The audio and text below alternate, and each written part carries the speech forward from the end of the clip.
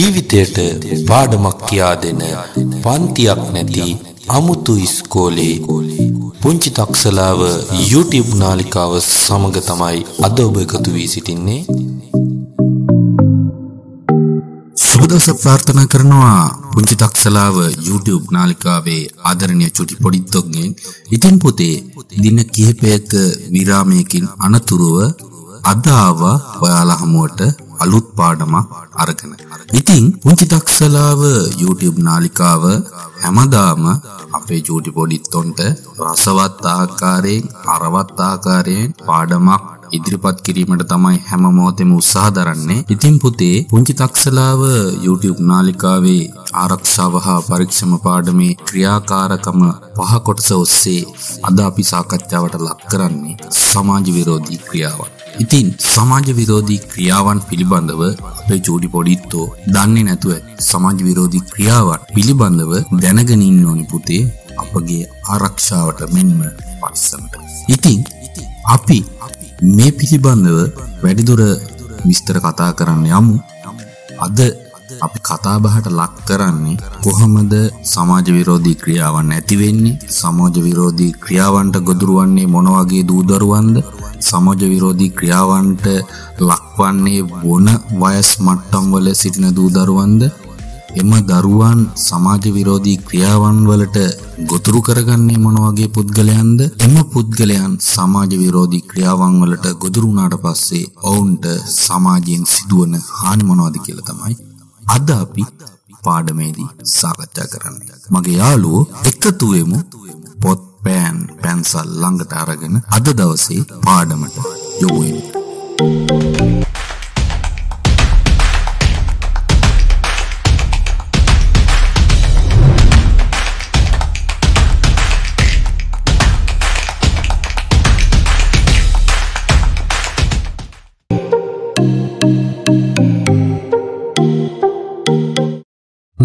අද අපි එහෙනම් සාකච්ඡාවට ලක් කරමු සමාජ විරෝධී ක්‍රියාවන් කියන්නේ කුමක්ද කියලා. ඒක තමයි පුතේ අපරාධ නඩු විධාන වලට අනුව කළ යුතු යමක් නොකිරීමත් නොකළ යුතු යමක් කිරීමත් සමාජ විරෝධී ක්‍රියාවන් ලෙස හඳුන්වනවා.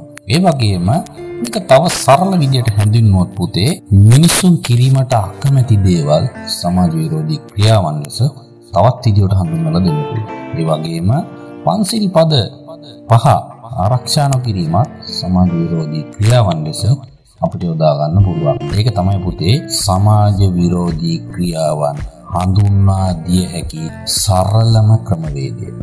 හැබැයි අපි සමාජය ගැන පුතේ අවධානයට ලක් කරනකොට අපි සමාජ විරෝධී ක්‍රියාවන් කියන්නේ මොකක්ද කියලා දැනගන්න ඕනේ. මෙන්න මේ කොටස් කිහිපය වලට හඳුන්වලා දුන්නට අපි බලමු සමාජ විරෝධී ක්‍රියාවන් මොනවද කියලා. තමයි වහල් වෙළඳාම, නීති විරෝධී මත්ද්‍රව්‍ය වෙළඳාම, ස්ත්‍රී දූෂණ, ළමා අපචාර, මිනිස් අවයව වෙළඳාම. මිනිස් අවයව වෙළඳාම කියන පුතේ සමහරක් වෙලාවදී වකුගඩු, ඒ වගේම අක්මාව, ඇස්, ඒ වගේම හෘදේ වස්තුව, මේ වගේ විවිධ දේවල් සමහරක් මිනිස්සු මරණයට පත් කරලා ඉවර වෙලා වෙළඳාම සිදු කරන්න සමහරක් මිනිස්සු පෙළඹිලා ඉන්නවා. ඉතින් ඒ වගේම අපිට තව හම් වෙන සමාජ විරෝධී ක්‍රියාවක් තමයි නීති විරෝධී අව්‍යායුධ වෙළඳාම. නීති විරෝධීව අව්‍යායුධ වෙළඳාම. අව්‍යායුධ වෙළඳාම පුතේ බොහෝ දුරට නීති විරෝධී තමයි. බුදුහාමුදුරුවෝ කියලා දීලා තියෙනවා.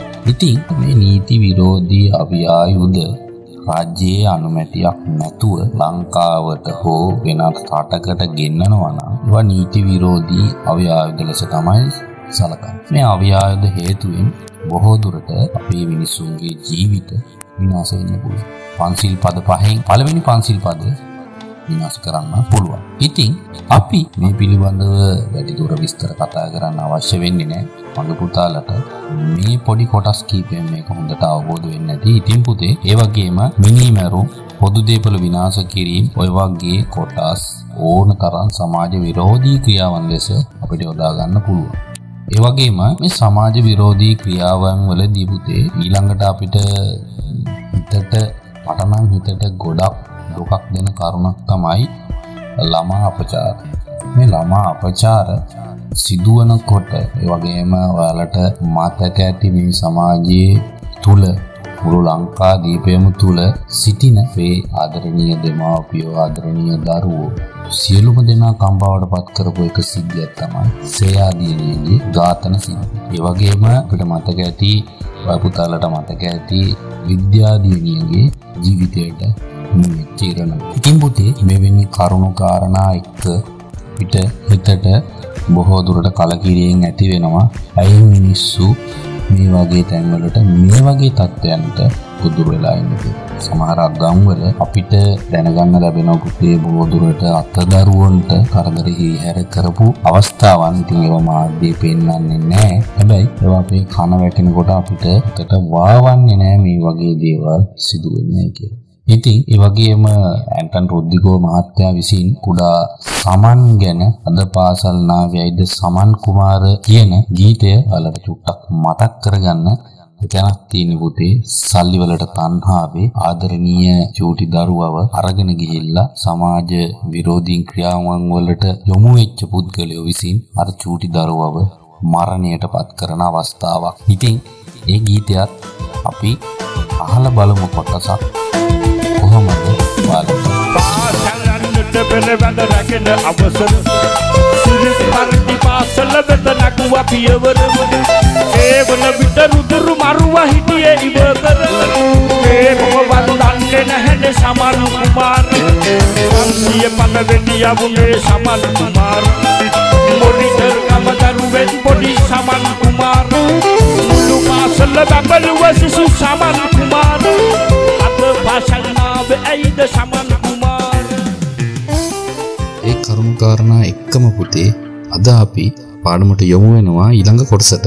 සමාජ විරෝධී ක්‍රියාවන් ගැන පහත වගුව පොඩ්ඩක් අධීක්ෂණය කරන්න. බලන්න රූප සටහනේ පේනවා ඇති පුතේ. එකක් තමයි සමාජ විරෝධී ක්‍රියාව. එම සමාජ විරෝධී ක්‍රියාව සිදුවිය ඇති ප්‍රදේශ සමාජ විරෝධී ක්‍රියාවට ළමයින් යොමු කරගත් තැනැත්තන් පිළිබඳව මම හොයාගත්ත කරුණු වලට අනුව පොඩි කොටස් කීපයක් ඔයාලට ගෙනෙන්න උත්සාහ කරා.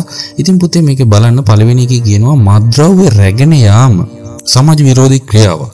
එතකොට සමාජ විරෝධී ක්‍රියාව සිදු වෙලා තියෙන්නේ කොළඹ ප්‍රදේශයේ. ඒ වගේම සමාජ විරෝධී ක්‍රියාවට ළමයින් යොමු කරගෙන ඇති තැනත්තා තමයි නීති විරෝධී මත්ද්‍රව්‍ය විකුණන පුද්ගලයා. ඒ වගේම ඉතින් පුතේ ඊළඟ සමාජ විරෝධී ක්‍රියාව ලෙස ගෙනත් තියෙනවා ළමයින් මෙහෙකාර සේවයේ යෙදීම. ළමයින් මෙහෙකාර සේවයේ යෙදීම.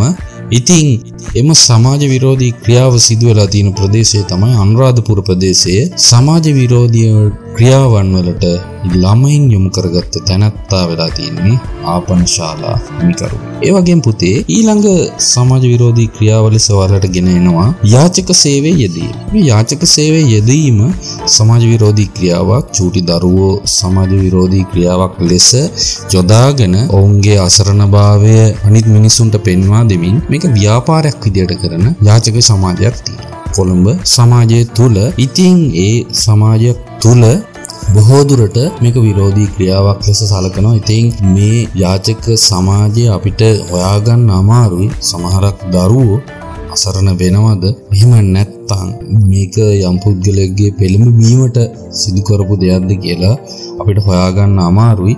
හැබැයි නන්දසේන රත්නපාල මහතාගේ සමාජ විද්‍යා පොතක සඳහන් වෙන පුතේ මේක සමාජ විරෝධී ක්‍රියාවන්.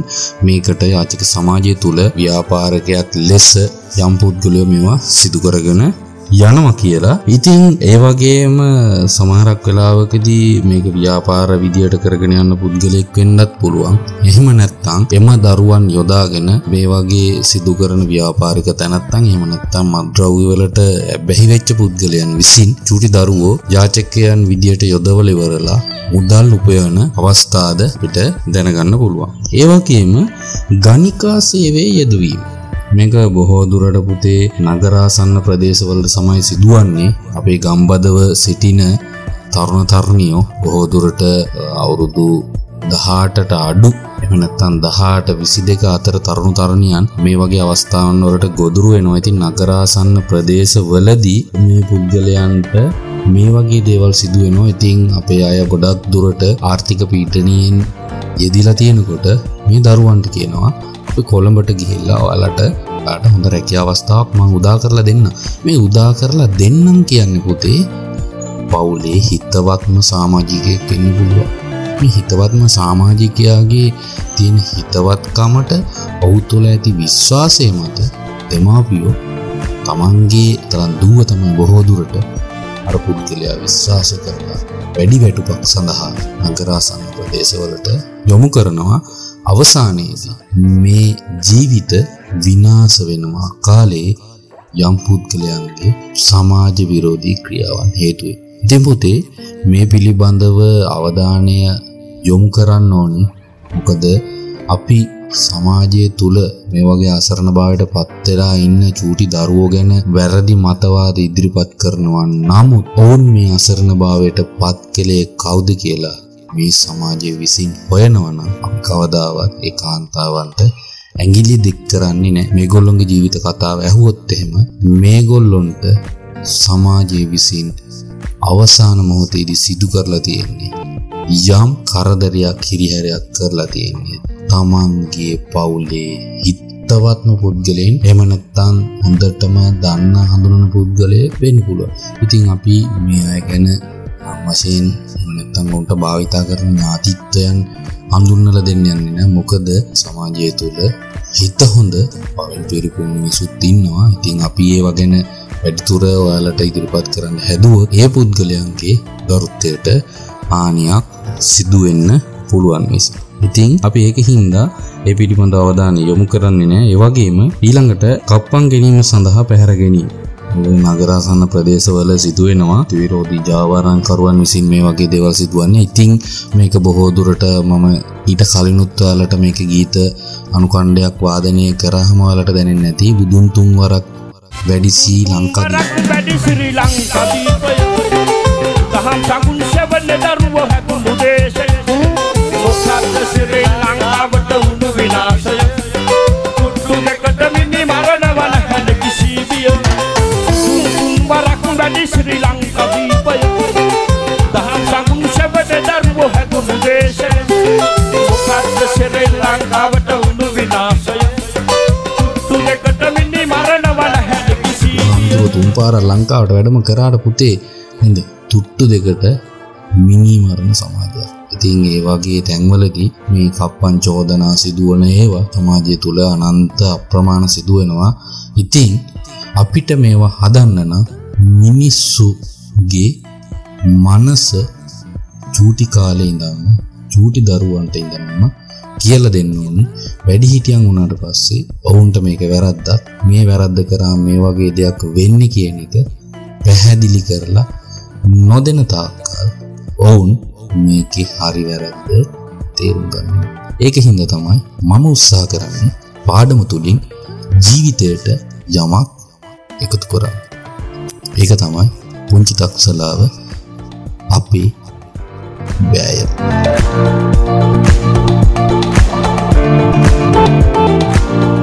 හොඳයි පුතේ.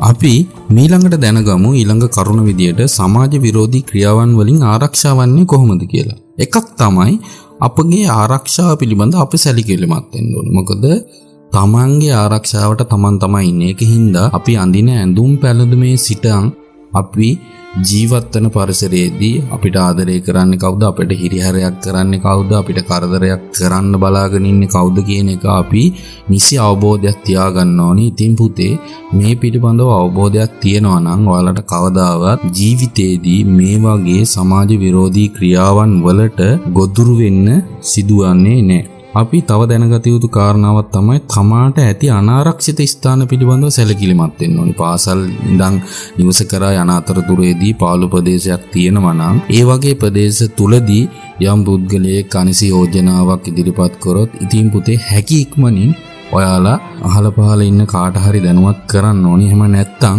ඔයාලා ආරක්ෂිත ස්ථානයකට එහෙම නැත්නම් කාගේ හරි නිවසකට ගිහිල්ලා මෙන්න මේ පිළිබඳව දැනුවත් කරන එක තමයි අපි පළමුවෙන්ම කළ යුතුයි. ඒ වගේ අවස්ථාවලදී අපිට පුළුවන් ආරක්ෂිත ස්ථානයක කරා ගොස් අපිට ඒ වගේ කරදරයක් හිරිහැරයක් වන අවස්ථාවදී අපිට ආරක්ෂා වෙන්න. ඒ වගේම Tamanට හානි කර දෙයින් ඉවත් වෙන්න. යම් අවස්ථාවකදී සමහර පුද්ගලයෝ වැරදි ක්‍රියාවන් සිදු කරනවා. එක්කෝ ඔයාලට සමානක් වෙලාවකදී යම් පාර්සලයක් දෙන්න පුළුවන් මේක අරගෙන යන්න, මේක යම් තැනකට ගිහින් දෙන්න කියලා ඒ වගේ දෙයක් කියන්න පුළුවන්. ඉතින් පුතේ ඒ වගේ දෙයක් තියෙනවා නම් ඔයාලා ඒ වගේ දේවල් වලින් ඉවත් වෙන එක තමයි කරන්න ඕනේ. එතකොට කවදාවත් ඔයාලට මේ වගේ සමාජ විරෝධී ක්‍රියාවන් වලට ගොදුරු වෙන්න සිදුවන්නේ නැහැ. ඒ වගේම තව අවස්ථාවක් තමයි පුතේ සැකකටයුතු අවස්ථා හා පුද්ගලයන් පිළිබඳව විමසිල්ලෙන් ඉන්න. ඔයාලට මේ සමාජීය ජීවත් වෙනකොට යම් පුද්ගලයෙක් සැකසහිත විදියට ඔයාලට කතා කරනවා නම් එහෙම නැත්නම් නිරන්තරයෙන්ම ඔයාලා පාසල් ඇරිලා හරි වෙන ස්ථානයකට යනකොට ඔයාලා පිළිබඳව දැඩි අවධානයෙන් ඉන්නවා නම් ඒ පුද්ගලයා පිළිබඳව දින කිහිපයක් තිස්සේ ඔයාලා නිරීක්ෂණය කරමින් ඉඳලා ඊට පස්සේ මේ පුද්ගලයා මෙන්න මේ වගේ අවස්ථාවකට එනවා. අම්මා මේ හැමතිස්සෙම මම යන අතරතුරේදී මේ පුද්ගලයා එනවා. අම්මා තාත්තා මේ පිළිබඳව හොයලා බලන්න. මොකක් හරි මට කරදරයක් වෙයි ඒකින්ද බලන්න කියලා ඔයාලට කියන්න පුළුවන්. එතකොට පුතේ මේ වගේ දේවල් වලින් විමසිලිමත් වුණොත් ඔයාලට මේ කරදර වලින් මිදෙන්න පුළුවන්. ඒ වගේම යම් පුද්ගලෙක් අහිතකර යෝජනාවක් ඉටු කළොත් යම් අවස්ථාවකදී පුතේ ඔයාලා අකමැති දෙයක් කරන්න කියලා. ඒ පුද්ගලයා ඔයාලට අයුතු යෝජනාවක් ගෙනාවොත් ඔයාලට පුළුවන් ඒව ප්‍රතික්ෂේප කරන්න. ඒ ප්‍රතික්ෂේප කරනකොට ඔයාලට ඒ පුද්ගලයා කරදරයක් හිරිහැරයක් කරන්න උත්සාහ කරනවා නම් වහාම ආරක්ෂිත ස්ථානයකට යාම හරි එහෙම නැත්නම් ආරක්ෂිත ස්ථානයකට ගිහිල්ලා ඔයාලට ඒ වගේ අවස්ථාවක් ආවහම ඔයාලා හැකීක්මනින් අහල පහල ඉන්න වැඩිහිටියෙක් දැනුවත් කරන එක තමයි පුතේ කරන්න ඕනි. ඉතින් ඒ වගේම ආරක්ෂාව සඳහා අනිත් අයගේ උදව් උපකාර ඉල්ලන්න ඕනේ. දැන් බොහෝ දුරට ඔයාලට කරදරයක් වෙනවා. මෙන්න මේ වගේ අවස්ථාවකදී මට මේ වගේ කෙනෙක් මෙහෙම කරදර කරන්න ආවා. මම බේරගන්න කියලා ඉවරලා ඔයාලා කිව්වොත් ඔයාලට පුළුවන් ඒ වගේ අවස්ථාවකදී අහලපහල සිටින මිනිස්සුන්ගෙන් එහෙම නැත්නම් අපගේ වැඩිහිටියන්ගෙන් ආරක්ෂාව ලබා ගන්න. ඉතින් ඒ වගේ ආරක්ෂාව ලබා ගන්නකොට උදව් උපකාර ඉල්ලනකොට ඔයාලට විශ්වාසවන්ත පුද්ගලයෙක්ගෙන් උදව් උපකාර ඉල්ලන්නත් ඔයාලා වග බලා ගන්න ඕනි. ඒ වගේම මේ වගේ හානිකර යමක් සිදු වුණාට පස්සේ යම් අවස්ථාවකදී පුතේ ඔයාලට මේ පිළිබඳව දැනුවත් කරන්න සමහරක් වෙලාවකදී ඔයාලට දෙමාපියෝ එහෙම නැත්නම් වැඩිහිටියෝ ඒ වගේම ගුරුවරු මේ වගේ අවස්ථාවකදී පුතේ හානිකර යමක් සිදුවන්නේ නම් ඔයාලා ගිහිල්ලා ඉවර වෙලා අනිවාර්යයෙන්ම එහෙම නැත්නම් පන්ති බාල ගුරුතුමාට එහෙම නැත්නම් පන්ති බාල ගුරුතුමියට එහෙම නැත්නම් අම්මට හෝ තාත්තට මේ පිළිබඳව දැනුවත් කරන්න. මොකද ඔයාලට කරදරයක් හිරිහැරයක් සිදුවන අවස්ථාවේදී මේවා සංගවාගෙන ඉන්න එපා. එහෙම වුණොත් ඔයාලගේ ජීවිතේට මේ සමාජ විරෝධී ක්‍රියාවන් කරන පුද්ගලයන්ගෙන් ඔයාලගේ ජීවිතය වලට තර්ජනයක් ඇති වෙන්න පුළුවන්. ඉතින් ඒකින්ද ඔයාලා අනිවාර්යයෙන් මේ වගේ සිදුවීමක් සිදු වුණොත් පුතේ කිසිම සැඟවීමක් නොකර රහස්‍යභාවයක් ඇතිනකොට ඔයාලට සිදු සියලුම දේ වැඩිහිටියන් හෝ ගුරුවරයන් දැනුවත් කිරීම තමයි සිදු කරන්න ඕනේ. එතකොට ඒ අවස්ථාවේදී ඔයාලට ආරක්ෂාව සඳහා යම් ක්‍රියාමාර්ග ගන්න මේ පුද්ගලයෝ තම වගකීමෙන් බැඳී සිටින හින්දා. ඉතින් ඒ වගේම මේ වගේ අවස්ථාවක් සිදු වුණොත් එහෙනම් පුතේ ඔයාලා තම ඔයාලට උදව් උපකාර ලබා ගන්න රජය විසින් දුරකථන අංක කිහිපයක් ලබා දීලා තියෙනවා. මේක මිල මුදල් නැති වුණත් මේ වගේ අවස්ථාවකදී පුතේ ඔයාලට පුළුවන් මේ දුරකථන අංක ඔස්සේ දැනුවත් කරන්න 119 එහෙම නැත්නම් 19යි 29 ළමා ආරක්ෂක අධිකාරියට දැනුවත් කරන්න පුළුවන්. ඔයාලට මේ වගේ කරදරයක් හිරිහැරයක් සිදු වුණොත් ඉතින් පුතේ මෙන්න මේ දුරකථන අංක පිළිබඳව අවධානය යොමු කරගන්න. එහෙම නැත්නම් නූතනයේ වන විට මේ අංක සමහරක් වෙලාවෙදී වෙනස් වෙන්න පුළුවන්. මේ වෙනස් වෙනවා නම් ඒ අංක යොදාගෙන දැනුවත් කරලා ඔයාලට පුළුවන් නීති ආරක්ෂාව ලබා ගන්න.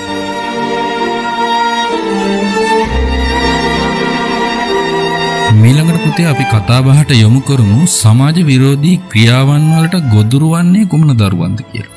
වයස අවුරුදු 8ත් 14ත් අතර දරුවන් තමයි බොහෝ දුරට මේ වගේ ක්‍රියාවන් වලට ගොදුරු වන්නේ. හේතුව මේ චූටි දරුවන්ට මේ පිළිබඳව අවබෝධයක් නැහැ. ඒ හින්දා දෙමාපියෝ මේ වගේ චූටි දරුවන් අනිවාර්යෙන් ආරක්ෂා කරන්න ඕනි.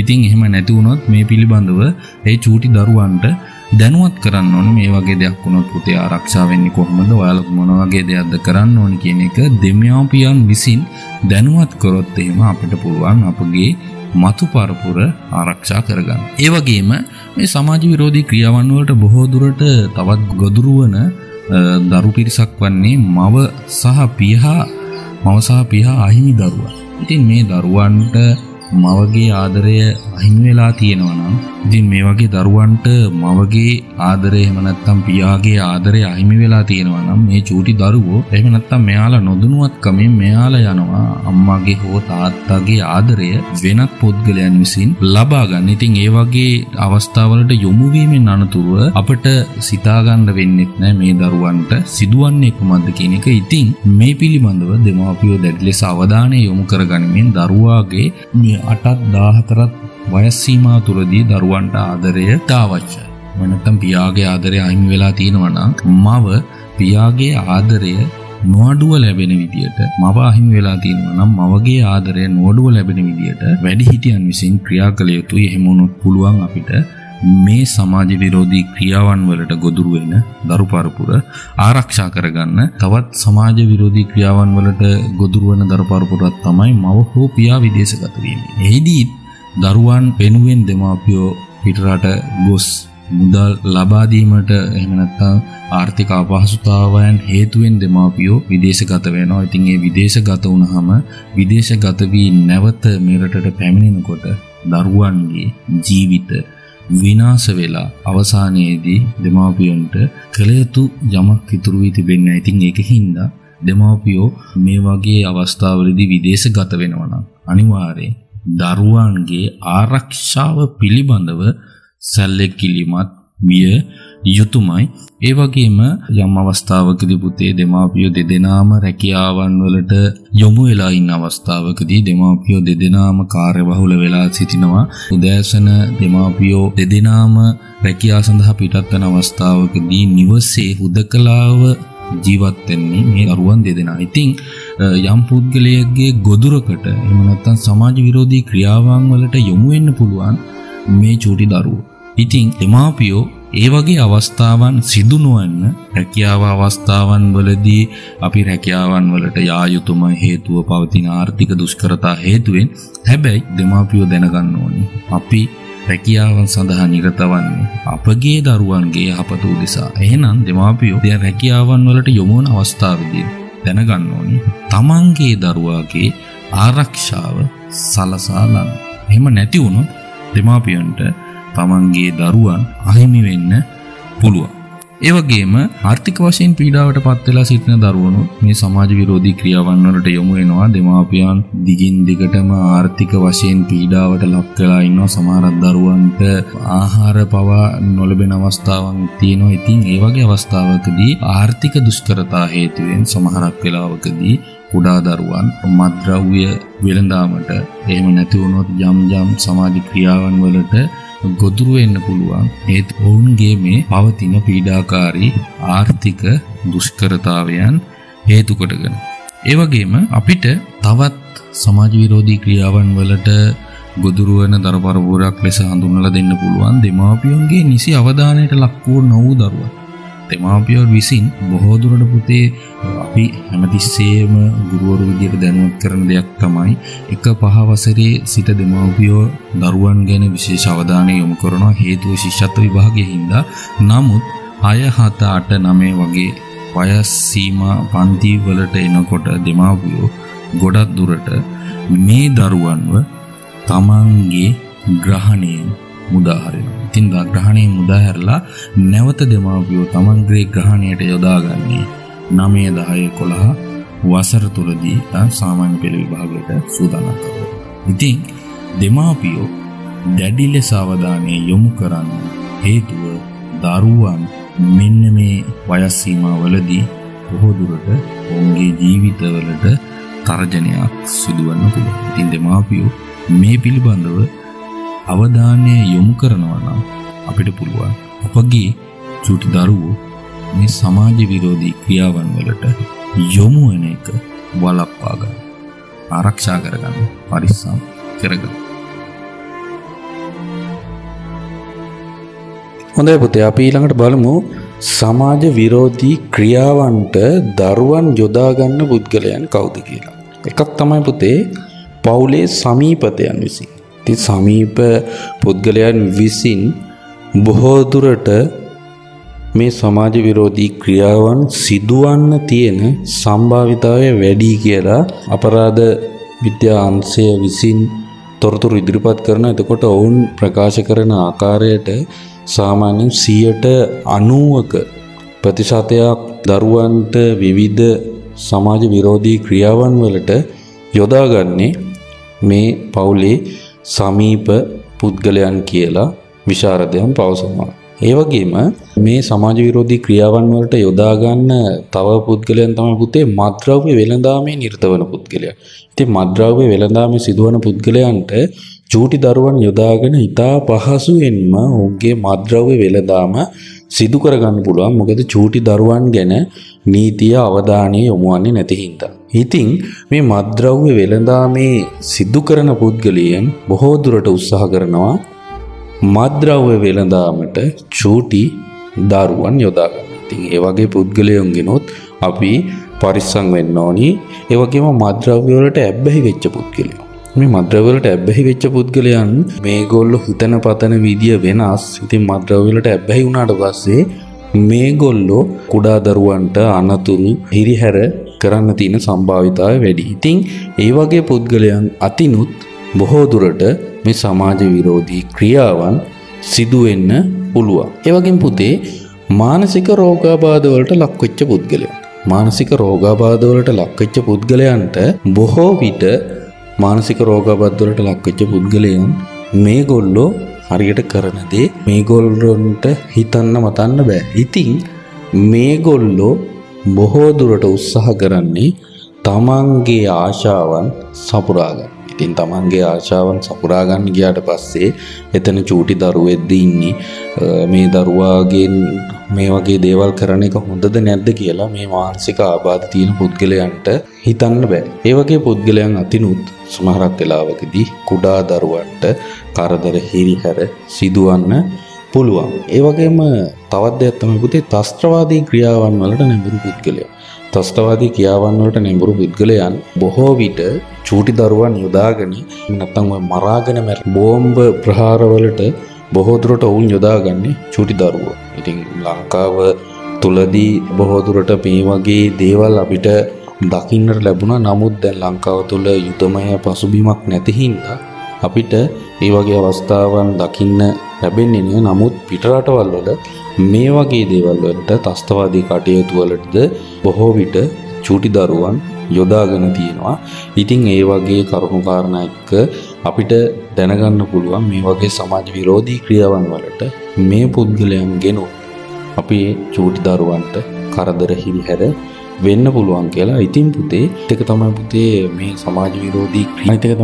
සමාජ විරෝධී ක්‍රියාවන් සිදු කිරීම බොහෝ දුරට මිනිසුන්ට සාමාන්‍ය දෙයක් බවට පත් වෙලා තියෙන්නේ. ඉතින් මිනිස්සු මේ සමාජ විරෝධී ක්‍රියාවන් සිදු කරන දේවල් මාධ්‍ය විසින් විටින් විට ගෙනහැර දැක්වුවාට පස්සේ සමහර පුද්ගලයන්ට මේ වගේ දේවල් කරන්න පෙළඹීමක්ද කියලා හිතෙනවා. ඉතින් අපි මේ වගේ අවස්ථාවන් වලදී දැන් ගෙනේම නෙවෙයි කරන්න ඕනේ මේ වගේ පුද්ගලයන්ට නීතිමය වශයෙන් දඬුවම් සිදු කිරීම.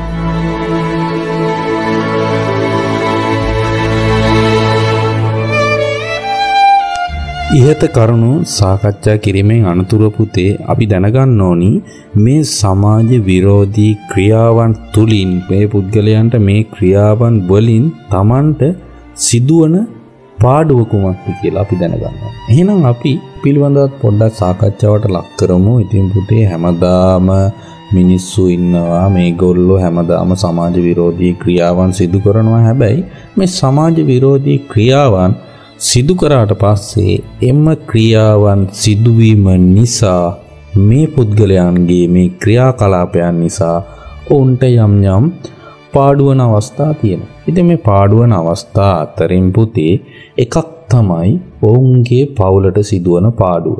ඔවුන්ගේ පවුලට සිදුවන පාඩුව එකක් තමයි දෙමාපියන්ට දරුවන් නැති වෙනවා. ඒ වගේම දරණීය දරුදරිය ඉන්නවා නම් දරුදරියන්ට තමන්ගේ ඒ අපරාධය කරපු පුද්ගලයාව අහිමි වෙනවා නේද? සමහරක් වෙලාවකදී පියෙක් එන්න පුළුවන්. ඉතින් ඒ පියාට තමන්ගේ දරුපරපුර ආදරණීය බිරිඳ දාලා යන්න වෙනවා දඬුවම් විඳින්න.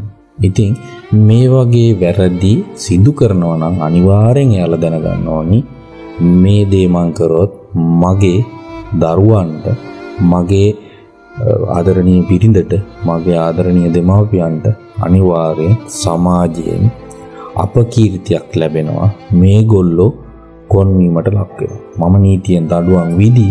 හැබැයි මං හින්දා මගේ දරුවෝ කොන් වෙයි, දරුවෝ අවමානයට ලක් වෙයි කියන එකත් හිතන්න ඕනි. ඒ වගේම අනිවාර්යෙන් දඬුවම් විඳින්න සිදු වෙනවාමයි. සමහරක් අයට දින 14ක දඬුවම් කාලයකට යටත් වෙන්න වෙනවා. එහෙම නැති වුණොත් සමහර පුද්ගලයන්ට අවුරුදු 15ක් දක්වා සිර දඬුවම් විඳින්න සිදු වෙනවා. ඉතින් ඒ වගේ අවස්ථාවක් සිදු වුණොත් එහෙම ඔයාලා තේරුම් ගන්න මේ වගේ වැරදි කරන්නේ නැතුව සමාජයේ යහපත් ඉදිරි ජීවත් වෙන්න. සමාජයේ යහපත් ඉදිරි ජීවත් වුණොත් කවදාවත් අපිට මේ වගේ අපරාධ ක්‍රියාවන් වලට යොමු වෙන්න සිදු වෙන්නේ නැති වෙයි කියන එක. ඒ වගේම ආත්මගරුත්වයේ කෙලිසීම. ඉතින් ගොඩක් අය මේ වගේ වැරදි සිදු කරනකොට ඒ තමන්ගේ ආත්මගරුත්වය නැති වෙනවා.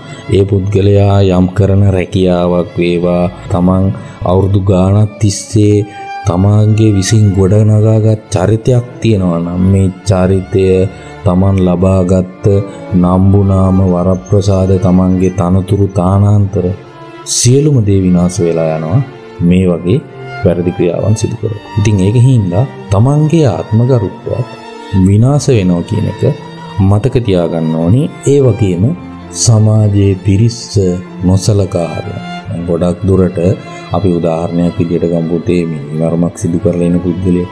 ඉතින් මිනිමරමක් සිදු කරලා ඉන්න පුද්ගලයෙක් එක්ක සමහරක් අය බහිම්බස් වෙන්න කැමති නැහැ. මොකද එයාත් එක්ක බහිම්බස් වෙන්න බයයි. මොකද ගිය පාර එයා ඒ වගේ බහිම්බස් වීමකදී ඉවසීම නැතිකම හින්දා යම් පුද්ගලයෙක් මරණයට පත් කරා. ඉතින් මේ මරණයට පත් කරපු හින්දා සමාජයේ අය කියනවා මෙයා තවත් වැරද්දක් කරා. ඉන්න මේ සමාජයේ ඉන්න පිරිස මෙයාව නොසලකා හරිනවා. සමාජයේ ඉන්න පිරිස මෙයාව නොසලකා හරිනවා. ඉතින් ඒ වගේ දේවල් සිදු වුණොත් සමාජයේදී මේගොල්ලොන්ට හැමදාම අයින් වෙලා කොන් වෙලා අපකීර්තියට ලක් වෙලා තමයි ඉන්නේ. ඒක හින්දා මේ වගේ සමාජ විරෝධී ක්‍රියාවන් වලට යොමු වෙච්ච පුද්ගලයන් පුනරුත්ථාපනය කරලා නැවත එළියට එවන අතරතුරේදී අනිත් පුද්ගලයෝ මේ වැරදි කරපු පුද්ගලයන් දිහා අවධානය යොමු කරමින් මේ වගේ වැරදි අඩුපාඩු යලිත් සිදු නොවෙන්න වග බලා ගන්න එක නුවණට පුරු නේද?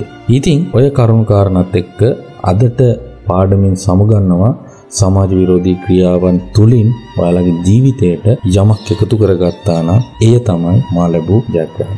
එහෙනම් සියලු දෙනාටම සුබ දවසක් වේවා කියලා ප්‍රාර්ථනා කරගනිමින් අදට පාඩමින් සමුගන්නවා මම ඔයාලගේ ආදරණීය ගුරුවරයා තිලින ගජනායක පුංචි තක්සලාව YouTube online ඉස්කෝලේ වෙනුවෙන්